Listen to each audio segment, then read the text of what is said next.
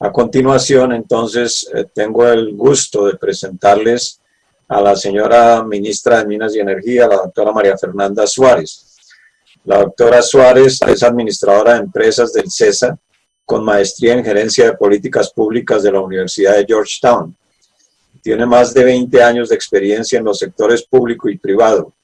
Desde 2015 fue la vicepresidenta de Estrategias y Finanzas de Ecopetrol. Ha pertenecido a las juntas directivas de ISA, ISAGEN, XM, FDN, CENIT y OCENSA. Doctora Suárez, bienvenida y muchas gracias por acompañarnos en esta audiencia.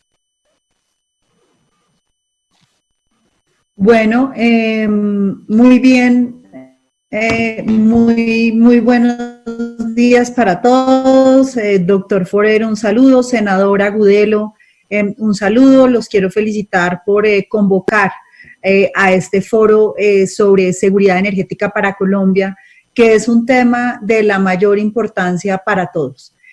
Yo creo que una de las cosas que nosotros podemos ver en la situación en la que estamos en este momento es que si algo ha habido fundamental en la vida de todos los colombianos durante toda esta época de la pandemia es que las luces se mantengan encendidas y que siga existiendo gas para que todo el mundo prepare sus alimentos y gasolina para las ambulancias. Y para mantener las calderas, el gas para las calderas de los hospitales. Entonces, esta situación por la que está atravesando Colombia y por la que está atravesando el mundo, de alguna manera nos ha hecho volver a recordar las cosas que son esenciales para la vida de uno. Y si algo ha estado muy claro en estos meses es la importancia de la seguridad energética dentro de la vida de los seres humanos. Acá es, aunque es evidente, digamos, para muchos y sobre todo para todos los que son conocedores, cuando uno habla de seguridad energética tiene que hablar integralmente de lo que es la energía, porque algunas veces cuando estamos hablando de energía, pensamos en el periodo 2015-2018, provinieron principalmente de todos los temas de petróleo y minería, petróleo pesando mucho porque no solamente recibimos los impuestos, sino también los dividendos de Ecopetrol. Las regiones de Colombia reciben cerca de 24 billones de pesos en el bienio 2019-2020 y es sin duda el monto de inversión más significativo que tienen las regiones de Colombia. Y aquí aprovecho para recordar que además en la reforma constitucional que llevamos a cabo, en donde se aumenta el porcentaje de regalías que va a los municipios más pobres, se aumenta el porcentaje de regalías que se destina a ciencia y tecnología, se destina 5% de las inversiones para el medio ambiente y se aumenta la participación en las regalías de las regiones productoras. Esto va a ser algo que vamos a discutir en el Congreso de la República ya, la reglamentación de la ley, una vez podamos terminar el proceso de consulta previa, pero sin duda va a generar un cambio muy importante la inversión de estas regalías. Adicional a eso, estas regalías no solamente nos generan unos ingresos muy significativos para las regiones y para el país, sino que ha explicado el 17% de la reducción de la pobreza en Colombia. Y este sector representó en el año 2019 el 34% de la inversión extranjera directa del país y el 56% de las exportaciones. Siguiente, por favor. Cuando nosotros pensamos, aquí hay varias reflexiones que creo que es bueno que lo podamos hacer durante este foro. Y es que algunas veces cuando oímos hablar del tema de la transición energética, se oye como si fuera una situación en la de un día para otro vamos a sustituir todas las fuentes fósiles. Y aunque eso pudiera ser deseable, desde un punto de vista de emisión de gases de efecto invernadero, la realidad es que eso no es aún posible hacerlo de manera autónoma. Durante todas estas cuarentenas mundiales se observa que la demanda de energía o de electricidad ha disminuido entre un 15 y un 20% dependiendo de las regiones del mundo, y la demanda por combustibles ha caído cerca de un 30%. De alrededor de 17%.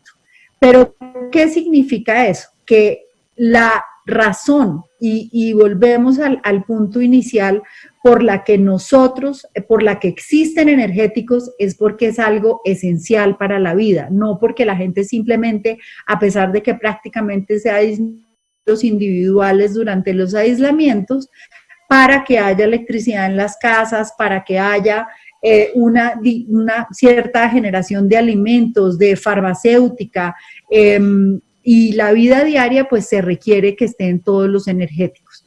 Por eso, estas son las proyecciones mundiales que hay. Este es de la Agencia Internacional de Energía.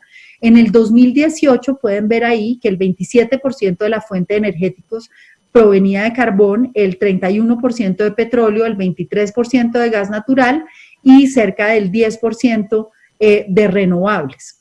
Cuando uno ve los diferentes escenarios y nos vamos, digamos que al escenario más agresivo, que es el último, que es el escenario de desarrollo sostenible, lo primero que se observa es que el consumo total de energéticos tiene que disminuir, y eso es algo que es absolutamente fundamental, y eso se logra a través de eficiencia energética, y para ello introducir nuevas tecnologías e introducir nuevos comportamientos en el consumo va a ser esencial. Pero incluso en un escenario en donde seamos capaces, y no como los dos escenarios anteriores, el de políticas actuales y el de políticas anunciadas, de que se siga aumentando el consumo de energía debido al desarrollo, vamos a seguir necesitando, como ustedes ven ahí, petróleo, gas y carbón. Y lo que vamos a ver es un incremento muy significativo en las energías renovables. Entonces, cuando uno ve esta figura, tenemos que tener en mente que este es un proceso de transición. Tenemos que tener claro que es fundamental para el país avanzar de una manera muy determinada, como lo estamos haciendo en las nuevas fuentes de generación eléctrica, como energías renovables, pero tenemos que tener claridad, conciencia de que los combustibles fósiles se van a seguir necesitando por un tiempo importante. Siguiente, por favor.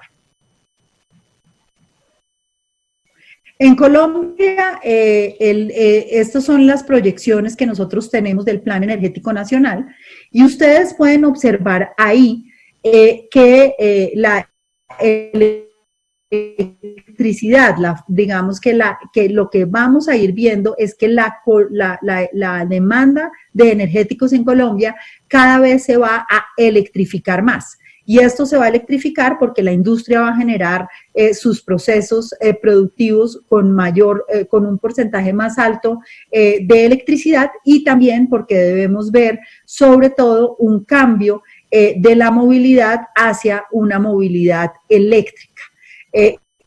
Y eso va a hacer que hacia el 2050 vamos a duplicar la fuente de energética de los energéticos, va a duplicarse, la electricidad se va a duplicar. El gas natural, como pueden observar ahí, va a pasar de pesar un 13% de fuentes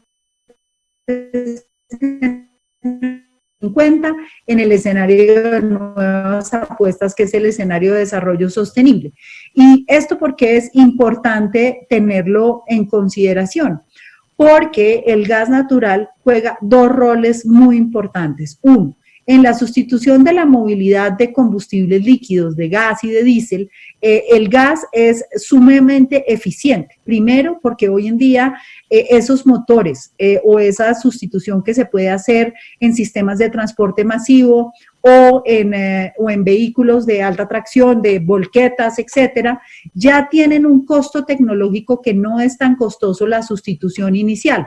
Y les voy a poner un ejemplo. Mientras que un taxi de gas cuesta lo mismo que un taxi de gasolina, un taxi eléctrico cuesta 4 veces lo que cuesta un taxi de gasolina. Entonces, la primera transición en la movilidad va a ser de combustibles líquidos a gas, por lo menos en lo que vemos en un pedazo muy importante de la flota. Y el otro componente muy importante, y lo estamos observando ahorita, es que cuando se introducen en la matriz eléctrica las fuentes renovables no convencionales, la característica que tienen las fuentes de generación renovable es que son fuentes variables. Estamos viendo ahorita que tenemos una situación de embalses en mínimos históricos debido a las bajas lluvias. Eso mismo pasa cuando uno introduce energía solar y energía eólica, porque son fuentes que dependen del clima. Sin embargo, en Colombia, al tener cerca del 70% de la matriz de fuentes hídricas, el introducir fuentes eólicas y solares nos va a diversificar la matriz y hacer una matriz más resiliente. Siguiente, por favor. Nosotros, y esto ha sido la siguiente diapositiva, por favor.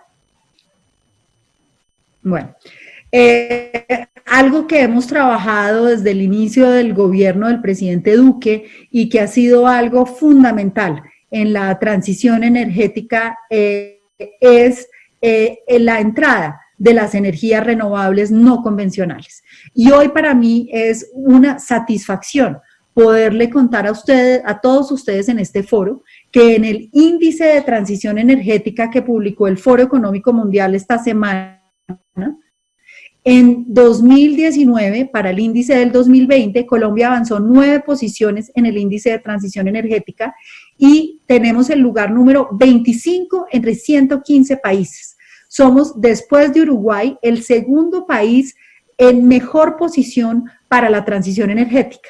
Y una de las razones principales para este avance es la decisión política al incluir esto dentro del Plan Nacional de Desarrollo, no solamente la obligatoriedad de que para el 2022 el 10% de las compras de energía provengan de fuentes renovables no convencionales, sino de todos los incentivos tributarios y de los cambios regulatorios que hemos hecho para alcanzar este lugar. Siguiente, por favor.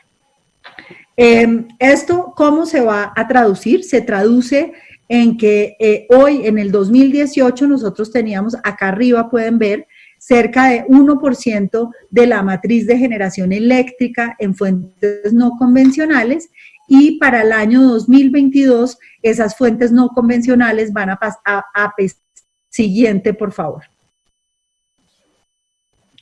¿Esto cómo lo vamos a lograr? En las subastas que ya realizamos en el año 2019 y que ahora es fundamental hacer la realidad, aseguramos que se van a construir de acá al 2022 2.500 megavatios de nueva capacidad instalada en energía solar y en energía eólica. Estos son más de 14 proyectos y esto va de carbono. Nosotros teníamos como meta reducir 5 millones de toneladas de carbono vía generación eléctrica y ya duplicamos esa meta con la entrada de estas nuevas fuentes de generación.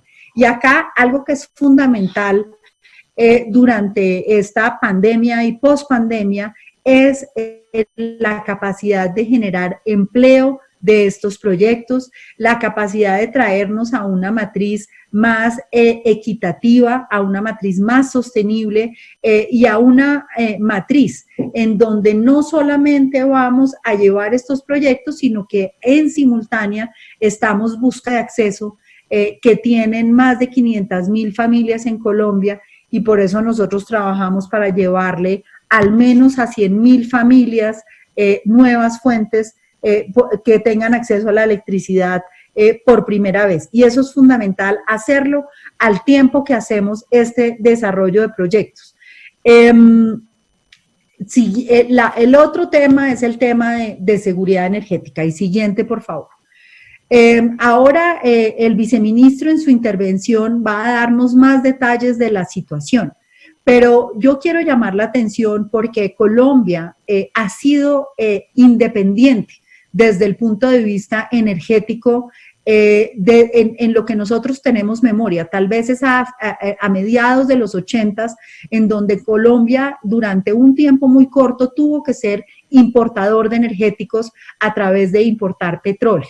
Y esto genera una dependencia en las economías globales y en los flujos internacionales que sería indeseable para Colombia. Como bien lo hemos visto, los hidrocarburos, vía el gas, vía los combustibles líquidos, van a ser necesarios para que sean fuente de energéticos de los colombianos durante un buen tiempo. Y la situación en la que tenemos es que tenemos unas reservas de petróleo alrededor de 6 años y unas reservas de gas que por primera vez cayeron de 10 años en el año 2018 y ahora en el año 2019 y llegaron en el año 2018 a 9.8 años y ahora en el año 2019 cayeron hasta 8 años. Estas reservas de gas deben ser una señal de alarma para Colombia, porque el 100% del gas que se produce en Colombia se consume en Colombia. Nosotros ya tenemos una planta de importación. El precio al que llega ese gas de importación es cercano al doble del precio al que sale el gas que se produce nacionalmente, y tenemos una dependencia que es indeseable. Así que por eso nosotros, desde que entramos al gobierno, hemos trabajado intensamente en que el sector de hidrocarburos continúe con su dinámica, que el sector de hidrocarburos se reactive, que podamos hacer más pozos exploratorios, que podamos aumentar la tecnología de recobro, que hagamos la delimitación de los pozos costa afuera y que avancemos en los proyectos piloto de investigación integral, en donde existe la posibilidad de pasar de 9 años de reserva, de 8 años de reservas de gas a tener entre 35 y 50 años de reservas de gas. El gas además es fundamental en la matriz de generación eléctrica, porque como estábamos hablando, que las fuentes de energía, en la medida en que introduzcamos más energías variables como energía solar y energía eólica y la combinemos con fuentes hídricas, algo que es fundamental es que en la matriz eléctrica haya plantas de generación térmica de gas que le dan la confiabilidad al sistema, para que cuando esas fuentes variables no estén presentes, las fuentes térmicas de gas puedan ser ese complemento que hacen un balance a la generación eléctrica para que haya no solamente energía sostenible, sino energía confiable y energía asequible. Siguiente, por favor. Por último, les quiero dejar un mensaje, y es la importancia que tiene este sector, no solamente en la historia de inversiones en Colombia, sino que en este sector, en el sector de minas y energía, en la seguridad energética, tenemos además una gran oportunidad en las necesidades de crecimiento económico y de generación de empleos que tiene Colombia en esta situación. Hemos pasado por unos meses difíciles, unos meses en donde se han perdido muchísimos empleos y en donde muchos colombianos han visto minado su capacidad adquisitiva y su capacidad de generación de ingresos. Y como país nos tenemos que unir desde todas las esquinas para asegurar que le volvemos a ofrecer a los colombianos oportunidades de generación de empleo, oportunidades de crecimiento, y el sector energético es sin duda una gran oportunidad para esta situación. Nosotros tenemos 35 proyectos priorizados, tenemos cerca de la capacidad de tener 37 billones en inversiones y generar 29 billones de pesos en regalías, más de 53,000 empleos. Y como pueden ver, estas fuentes de crecimiento provienen en 17 billones de proyectos mineros en donde podemos diversificar nuestra matriz minera. Tal vez uno de los únicos valores que ha crecido, valores económicos que ha crecido durante esta situación es el oro, y Colombia tiene unas fuentes de oro muy importantes, algo que se va a seguir demandando para las baterías de litio de la transición energética, para los celulares, para los computadores, para el internet, el cobre, el oro y los minerales son absolutamente fundamentales y Colombia tiene una mayor participación en minería del carbón, pero por eso debemos diversificar nuestra matriz minera. Tenemos inversiones estimadas por cerca de 3 billones en hidrocarburos. Estos son inversiones adicionales a los cerca de 4 o 5 billones de pesos que invertimos anualmente en el sector de hidrocarburos y esperamos en los próximos 3 años inversiones de cerca de 17 billones en energía o en electricidad. De esos 17 billones, 10 billones aproximadamente en nueva generación eléctrica y 7 billones en fortalecer la transmisión y fortalecer las redes de distribución para llegarle a los colombianos con una energía mejor, con una energía de mejor calidad. En síntesis, lo que nosotros trabajamos y por lo que esperamos trabajar unidos con el Congreso de la República, con la academia, con las organizaciones académicas y con las empresas y los consumidores, es que el consumidor, el colombiano, debe ser lo que nos hace trabajar unidos y tenemos que salir de esta situación utilizando el sector mineroenergético como un gran apalancador de una oportunidad para generar crecimiento, para generar empleo, pero sobre todo para que terminemos con una matriz energética más resiliente, más sostenible, más equitativa y con un mejor acceso para todos. Muchas gracias.